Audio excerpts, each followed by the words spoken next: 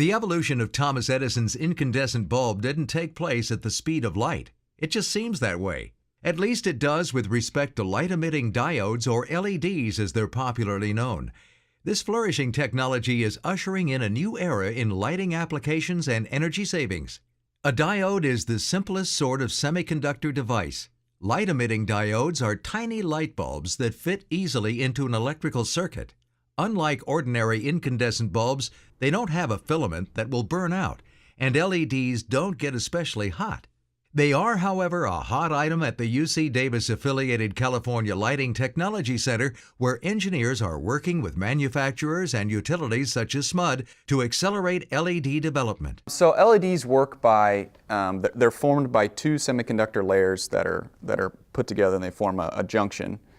And how they produce light is you apply a voltage across that junction, and as electrons drop through energy levels in that junction, they emit photons, or little particles of light, and that's the light you see coming out of the diode, the LED. Through the research and development efforts of its Customer Advanced Technologies program, SMUD is helping lead the way to a more energy-efficient future. Two recent projects illustrate the promise of LEDs. SMUD assisted AmerisourceBergen in combining an LED lighting and wireless control system that enabled the pharmaceutical company to cut its lighting costs by 60 to 70% in its Sacramento warehouse and office building. And the City of Sacramento installed LED fixtures in several of its downtown parking garages by utilizing loans and incentives from the U.S. Department of Energy, the California Energy Commission, and SMUD. Parking garages typically use a tremendous amount of energy, since security concerns require that the lights stay on 24 hours a day. So what the LED technology enabled us to do was to dim the lights when nobody was around and ramp them up based upon motion. The other aspect was that the LEDs last up to 50,000 hours, and so there were some maintenance savings.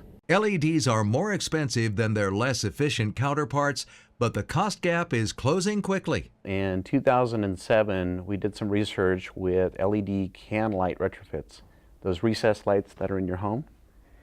And the idea was to test them to see what the user experience and what the energy savings, and we did customer surveys.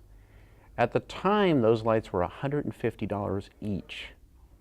Today, you can go into and get a similar version of that product on the shelf for between $25 and $30 each.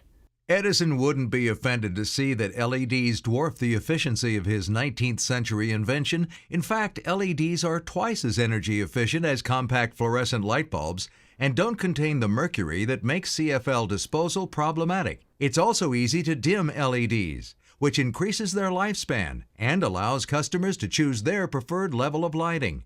LEDs are just getting started in terms of the potential. When you combine the raw efficiencies with what you can do with the controls, the sky's the limit.